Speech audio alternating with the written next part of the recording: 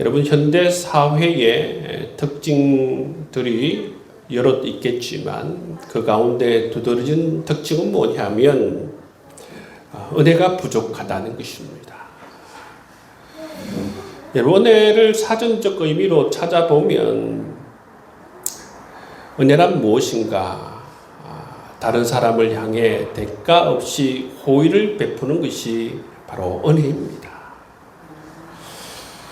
근데 현대 사회가 되면서 다른 사람을 향해서 이처럼 호의를 베푸는 것이 여러분 점점 줄어드는 그런 경향들을 우리가 볼 수가 있습니다.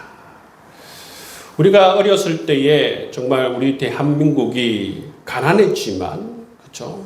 옆집과 이웃들에게 그래도 지금보다는 좀 넉넉한 마음으로 대하고 서로가 소통하고 오고 가고 그렇게 함께 웃고 살았던 것을 볼 수가 있는데, 여러분 그에 비해서 요즘 현대 사회는 이처럼 삶이 좀 퍽퍽하고 각박하고 이처럼 여러분 은혜가 부족한 것이 현실인 것 같습니다. 여러분, 이렇게 여러분 현대 사회의 특징이 이처럼 은혜가 부족한 이유가 무엇일까? 여러 가지 이유가 있을 수 있지만 도시화가 빨리 진행되면서 이 대가족에서 핵가족화되고 그리고 아파트 문화가 되면서 사실상 이웃에 대한 개념들이 여러분 점점 사라지는 것을 우리가 볼 수가 있지 않습니까? 뿐만 아니라 이 현대 사회가 되면서 더욱더 경쟁이 치열하고 경쟁이 과열된 사회가 되면서 이처럼 이웃에 대한 호의가 사라지는 여러분 그러한 좋지 못한 문화가 여러분 우리에게 다가온 것이 아닌가 싶습니다. 우리나라가 이 지구상에서 여러분 가장 경쟁이 치열한 그러한 국가 중에 하나예요. 전 세계를 보아도 우리나라처럼 이처럼 빨리빨리 문화가 있고 그리고 이처럼 과열 경쟁을 하는 나라가 없습니다. 물론 여러분 빨리빨리 문화와 이런 과열 경쟁의 어떤 이 속에서 여러분 장점들도 있어요. 긍정적인 측면도 있습니다. 단시간에 여러분 이처럼 경제가 발전되는 그런 경제적인 긍정적인 측면도 있지만 또 어떻습니까? 이런 것 때문에 여러분 우리가 너무 좋은 것을 잃어버린 것이 많다는 것입니다. 우리나라가 과열 경쟁의 국가라는 것을 여러분 보여주는 지표가 있어요. 그게 뭐냐면 사교육 시장의 규모입니다.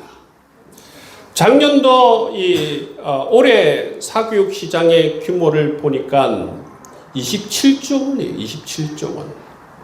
초등학교가 13조 원 정도 되고 중학교가 7조 원 되고 고등학교가 7조 원입니다.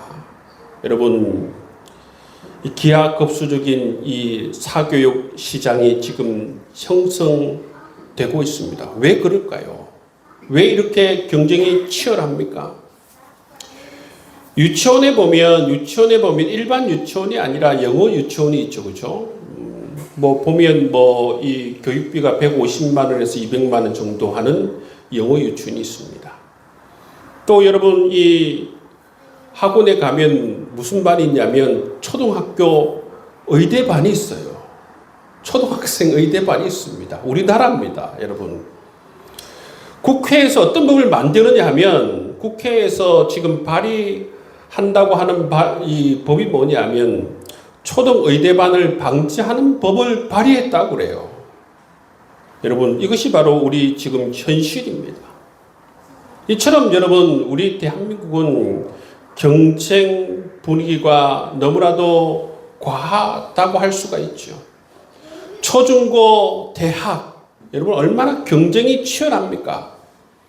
여러분 대학을 졸업하고 회사에 가면 경쟁이 덜할까요? 여러분 회사 내에서도 기업 안에서도 기업 간에 여러분 세계적인 기업 간에 여러분 경쟁이 치열한 것입니다. 현대인들이 과거보다 여러분 부유하게 사는 것은 분명하지만 이처럼 현대인들은 여러분 과거보다 퍽퍽한 삶을 살아가는 것도 여러분 현실인 것입니다. 은혜가 없는 것이 바로 이 현대 사회의 특징 중에 하나라는 것입니다. 여러분 우리는 지금 그런 사회 속에서 살아가고 있습니다. 그러나 여러분 우리 주님께서 만드신 교회는 이 시대의 부류와는 달라야 하는 것입니다. 왜 그렇습니까? 여러분 우리의 태생, 그리스도인의 이 태생이 바로 우리는 바로 은혜로 여러분 태어났기 때문에 그렇습니다.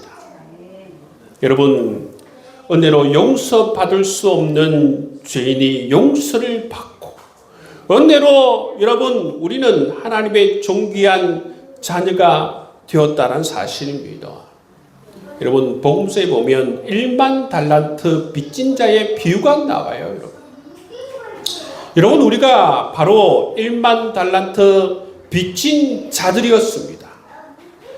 여러분 도저히 우리로서는 평생 갚아도 갚을 수가 없는 그러한 죄를 빚진 자들이 바로 예수 그리스도의 십자가 보혈로 말미암아 1만 달란트를 여러분 탕감받는 그 은혜를 여러분 경험함을 통해서 우리는 바로 하나님의 백성이 되었다라는 사실이죠. 여러분 그렇기 때문에 저와 여러분이 그리스도인이 될 수 있었던 첫 번째가 뭐냐 하면 바로 하나님의 은혜로 말미암아 우리 태생 자체가 은혜로 말미암아 그리스도인이 되었다라는 것입니다. 그래서 여러분 우리 여기에 모여 있는 모든 사람들이 은혜로 말미암아 그리스도인이 되었고 그리고 은혜로 말미암아 또 한 지체가 되어서 몸과 지체가 되어서 교회 공동체를 이루었다는 사실을 우리는 꼭 기억해야 돼요. 여러분 우리의 태생이 뭡니까? 우리 그리스도인의 태생은 은혜로 태어났다는 거예요. 은혜로. 여러분 이것을 기억해야 하는 것입니다. 내가 뭔가 잘났어. 뭔가 가진 것이 있고 배운 것이 있고 내가 정말 하나님 보시기에 칭찬할 만한 그러한 것이 있어서 하나님의 자녀가 된 것이 아니라 전적인 하나님의 은혜로 말미암아 갚을 수 없는 우리 모두가 다 1만 달란트 빚진 자들인데 여러분 주님께서 은혜로 우리를 이 탕감시켜 주셔서 우리가 하나님의 자녀가 되었다는 사실을 꼭 기억할 수 있는 여러분 될 수 있기를 바랍니다. 공동체의 색깔이 두 가지예요. 하나는 뭐냐면 율법주의 공동체입니다. 율법주의 공동체라는 건 뭐냐면 법이 앞서는 공동체예요. 쉽게 말하자면 지적이 앞서는 공동체예요. 두 번째는 뭐냐면 어떤 공동체냐면 은혜의 공동체입니다. 은혜의 공동체는 어떤 공동체입니까? 은혜가 앞서는 공동체입니다. 포용과 수용이 앞서는 공동체입니다.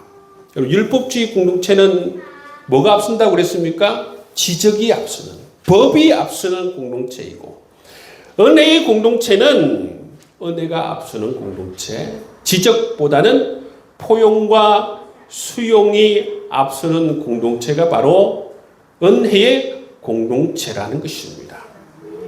여러분 우리 자체가 여러분 정말 1만 달란트 빚진 자들로서 정말 우리가 하나님의 은혜로 말미암아 우리가 온전히 주님께 주님의 사랑에 받아들여졌어. 여러분 우리가 하나님의 존귀한 자녀가 되었지 않습니까? 그렇기 때문에 우리가 그러한 존재들이기 때문에 여러분 우리 성도들 또 우리 교회 밖에 있는 사람들을 대할 때에 그들을 먼저 지적하고 법이 앞서는 사람이 아니라 뭐가 앞서야 됩니까? 수용과 용납이 앞서는 그러한 여러분 성도들이 되어야 될 줄을 믿습니다. 율법주의 공동체의 여러분 특징이 있어요. 율법주의 공동체의 특징이 있습니다. 한번 잘 들어보십시오.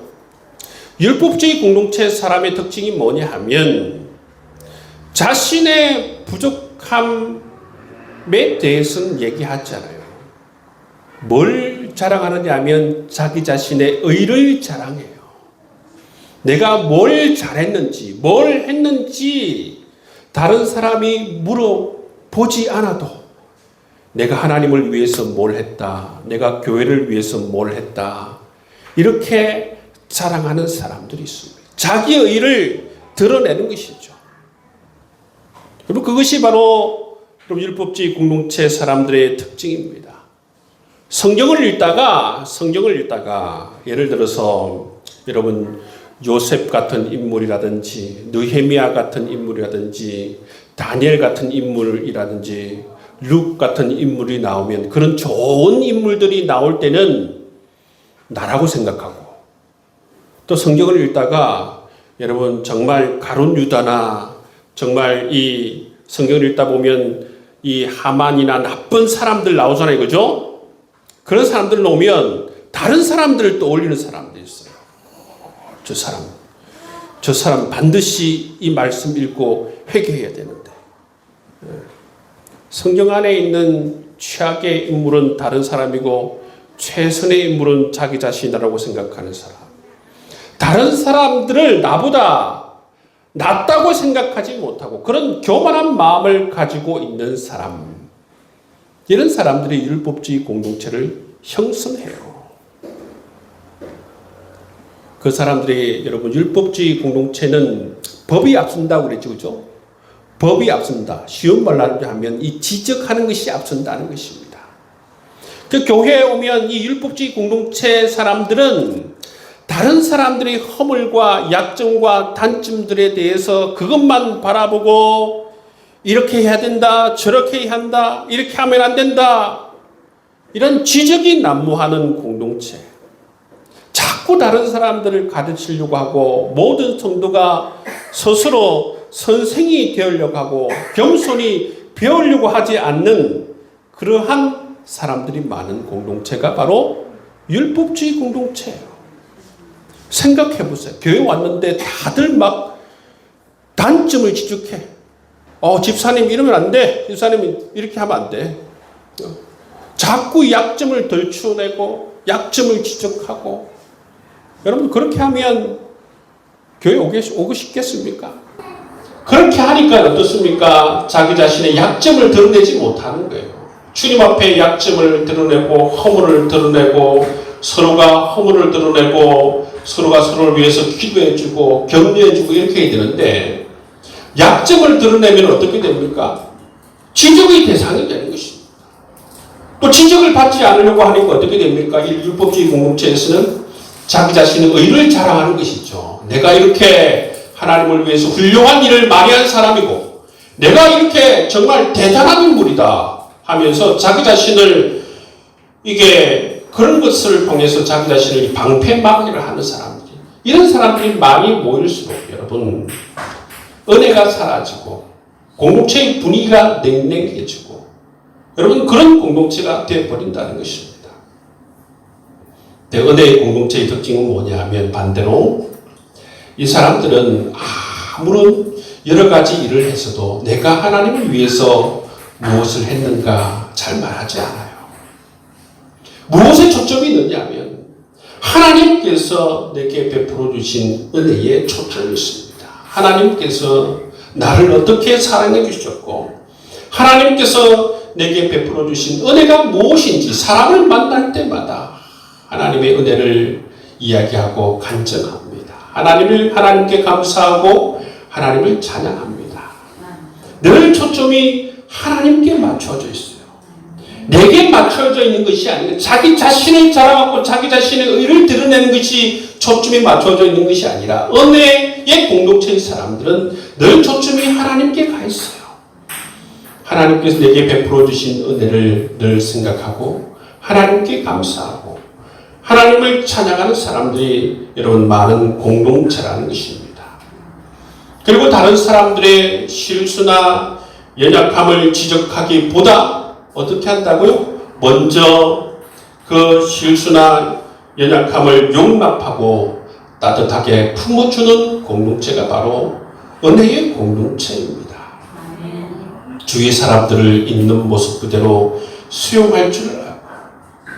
그래서 이런 은혜가 지배하는 사람들과 함께 있으면 여러분 마음이 따뜻해요. 계속 같이 함께 있고 싶은 것이 바로 특징이라는 것입니다. 이것이 바로 은혜의 공동체의 특징입니다. 여러분들은 율법주의 공동체를 원하세요? 아니면 은혜의 공동체를 원하십니까? 그렇죠. 율법주의 공동체를 원하면 제가 오늘부터 당장 김정은이가 되어서 집사님 일어나세요! 나가세요! 손 들고 있었어요. 무릎 꿇었어요. 이렇게 할 수 있습니다. 그거는 교회가 아니에요. 여러분. 율법이 지배하고 법이 지배하고 지적이 난무하고 이런 것은 교회가 아니에요. 우리 태생 자체가 우리는 여러분과 저는 태생 자체가 빚진 자들이에요. 사랑이 빚진 자들이에요. 우리는 도무지 우리 힘으로는 하나님의 자녀들이 될 수가 없는 자들이었습니다. 그렇기 때문에 여러분 우리가 은혜로 말미암아 태어났기 때문에 여러분 우리 교회 공동체도 은혜가 지배하는 공동체가 되어야 될 줄 믿습니다. 그래서 사람들의 연약함과 약점을 보면 여러분 지적이 앞서는 것이 아니라 여러분 어떻게 먼저 수용하고 용납할 줄 알아야 돼요. 아이가 여러분 아이스크림을 들고 뛰어가다가 자빠지면 어떻게 하겠습니까? 아이고 다친 데 없냐? 괜찮아? 아프지 않아? 이렇게 물어봐야 되잖아요. 근데 보통 이 율법주의 공동체의 사람의 특징이 뭐냐면 아이들이 아이스크림을 들고 가다가 자빠지면 뭐라 하냐면 내가 네 그 장난치고 까불 때 그럴 줄 알았다. 내가 오시다니까. 잘 됐다. 무릎이 팍 깨져버리지 그냥. 이게 바로 여러분 지적이 난무하는 공동체예요. 여러분 우리는 이런 율법주의 공동체를 원하는 것이 아니고 주님께서 세우신 교회는 은혜의 공동체가 되어야 될 줄 믿습니다. 오늘 말씀에 나오는 사도 바울은 어떤 사람인가? 사도 바울은 율법이 지배하던 사람이었어요. 법이 앞서던 사람이었어요. 사도행전 9장 1절 2절을 보면 사울이 주의 제자들에 대하여 여전히 위협과 살가 등등하여 대제사장에 가서 다메섹 여러 회당에 가져갈 공문을 청하니 이는 만일 그 도를 따르는 사람을 만나면 남녀를 막론하고 결박하여 예루살렘으로 잡아오려 함이라. 사도 바울은 자기 자신을 어떻게 생각했는가 하면 자기 자신이 하는 그 생각이 다 맞다고 생각했어요. 다 옳다고 생각했어요. 그래서 그것대로 하지 않는 사람들을 다 정죄했습니다. 그래서 그들을 잡아서 가두고 그들을 잡아서 죽여야 된다고 생각했다는 것입니다. 그러나 여러분 다메섹 도상에서 누구를 만납니까? 예수님을 만나고 나서 사도 바울이 이 생각이 180도로 변하게 돼요. 그리고 나서 이 은혜를 경험하고 나서 오늘 10절 말씀에 보면 뭐라고 얘기합니까? 나의 나된 것은 하나님의 은혜다. 여러분 이렇게 변하게 됩니다. 이전에는 어떻습니까? 내가 생각하고 내가 가지고 있는 이 신념이 다 옳고 그 사람들이 틀렸기 때문에 잡아서 가두고 죽여야 된다고 생각했어요. 그랬는데 예수를 만나고 나니까 180도로 바뀌었어요. 나의 나된 것은 하나님의 은혜라. 내가 잘났어가 아니라, 내가 많이 배웠어가 아니라, 내가 능력이 있어서가 아니라 하나님의 은혜로 말미암아 내가 하나님의 자녀가 되었다 고백해요. 오늘 말씀 8절에도 보면 자기 자신에 대해서 얘기할 때 뭐라고 합니까? 나는 만삭되지 못하여 난 자다 말하고 있어요. 사도 바울은 정말 여러분 바울 서신을 보면 이렇게 열심일 수가 없어요. 열심히 특심입니다. 그럼에도 불구하고 뭐라고 얘기합니까? 나는 만삭되지 못하여 난 자이다. 사도 중에서 나는 가장 작은 자이다. 사도로 불려지는 것조차도 감당하지 못하겠다. 나는 죄인 중에 괴수다. 여러분 은혜를 경험한 사람들은 이렇게 고백한다는 것입니다. 오늘날 사도 바울을 표현하자면요, 전 세계의 모든 목사님들 중에서 탑이에요. 탑. 근데 그분이 뭐라고 얘기하는 것입니까? 나는 만삭되지 못하여 난 자다. 나는 죄인 중에 괴수다. 이렇게 고백하고 있다는 것입니다. 은혜 받은 사람의 특징은 뭐냐 하면 자기가 은혜로 태어난 자임을 아는 사람의 특징은 뭐예요? 겸손하다는 거예요. 겸손하다는 거예요. 은혜를 아는 사람은 이처럼 겸손해요. 사도 바울은 처음에는 피도 눈물도 없는 사람이었어요. 법이 지배하던 사람이었어요. 예수를 만나고 나서 이처럼 은혜가 지배하는 사람으로 바뀌어지게 되었습니다. 은혜가 지배하면 이처럼 여러분 겸손한 사람이 되고, 은혜가 지배하게 되면 이처럼 여러분 가슴이 따뜻한 사람이 되고, 품이 넓어진 사람이 되고, 같이 있으면 행복해지고, 정말 저절로 머리가 숙여지고 본받고 싶고 배우고 싶은 사람이 된다라는 것입니다. 여러분 현대 사회의 여러분 특징이 뭐라고 그랬어요? 예? 은혜가 부족한 사회라고 그랬죠, 그죠? 여러분 우리 사회도 그렇고 우리 가정도 그렇고 우리 교회도 그렇고 여러분 그렇기 때문에 은혜의 사람이 많이 필요한 줄 믿습니다. 은혜의 사람이 많이 필요해요. 은혜의 사람의 특징이 뭐라고 그랬습니까? 수용과 용납을 잘하는 거예요. 다른 사람이 실수할 때, 다른 사람이 잘못할 때에 용납과 수용을 잘하는 것입니다. 그런 사람이 바로 은혜의 사람의 특징이라는 것입니다. 여러분 은혜와 이 율법주의 공동체의 핵심 키워드가 뭐냐 하면 바로 수용과 방향 제시의 순서입니다. 이 순서, 여러분 수용과 방향 제시가 있는데 방향 제시가 먼저 오고 뒤에 여러분 수용이 따라오면 율법주의 공동체가 돼요. 그런데 여러분 은혜의 공동체의 사람의 그 공동체는 어떤 게 가장 먼저 오냐면 수용이 먼저 앞에 옵니다. 수용이 먼저 오고 그 다음에 뭐가 따라옵니까? 방향 제시가 뒤에 따라온다는 것이죠. 그렇기 때문에 여러분 우리가 은혜의 공동체가 되려고 하면 늘 이처럼 수용과 여러분 이 포용을 하는 것이 먼저 앞서야 되는 것입니다. 여러분 그것을 꼭 기억할 수 있는 여러분 될 수 있기를 주의 이름으로 축복합니다. 서울여대 장경철 교수님, 이분이 목사님이신데 이분이 하신 말씀 중에서 제가 기억하는 게 뭐냐면, 여러분 아무리 잘하는 사람도 10개 중에 3개를 잘 해내기가 어렵다고 그래요. 여러분 아무리 잘하는 사람도 10개 중에 3개를 잘 해내기가 어렵습니다. 이건 뭐냐면 자기 분야 말고 다양한 분야에서 여러분 우리가 10개를 뭘 시키면 그 10개 가운데에서 3개를 여러분 잘 해내기가 어렵다는 거예요.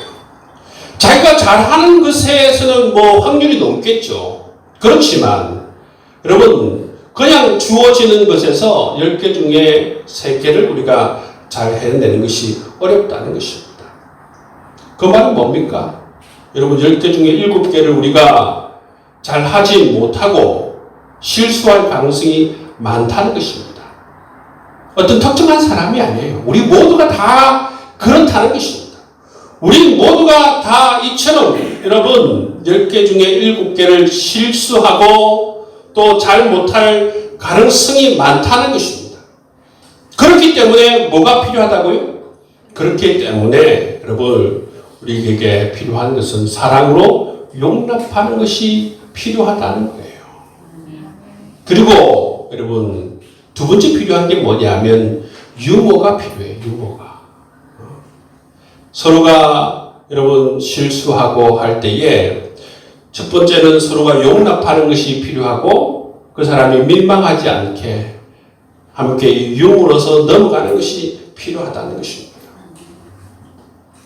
그래서 다른 사람이 실수할 때에 어떻게 말해주면 좋으냐 하면 어떻게 말해주는 게 좋습니까? 괜찮다고. 괜찮습니다. 저도 똑같습니다. 이렇게 말해주는 게 필요해요. 한번 따라 하시겠습니다.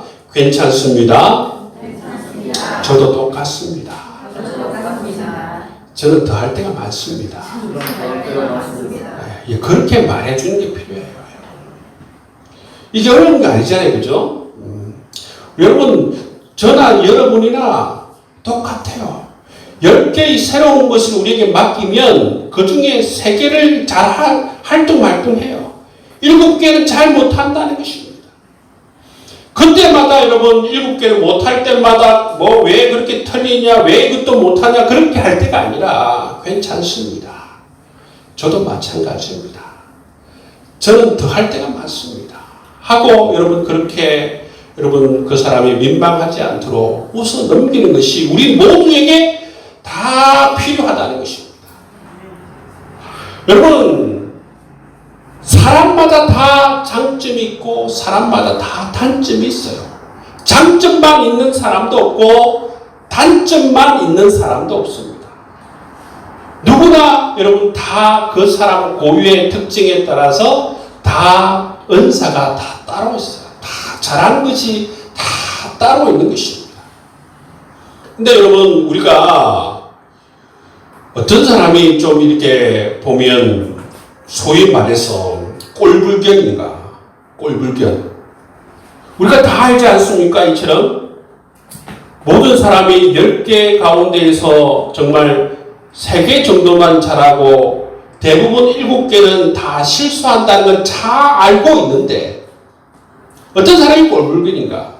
본인은 10개 중에 10개를 다 잘한다고 생각하는 사람들이에요. 그리고 자기 자신이 실수하면 어떻게 합니까? 자기 자신이 실수하면 대수롭지 않게 그냥 웃어 넘어갑니다. 하하하하 이거 웃어 넘어가는데 다른 사람이 실수하면 막 정색하면서 그것도 못하냐 막 지적하고 여러분 이러면 여러분 이런 사람들 정말 꼴불견 아닙니까? 예?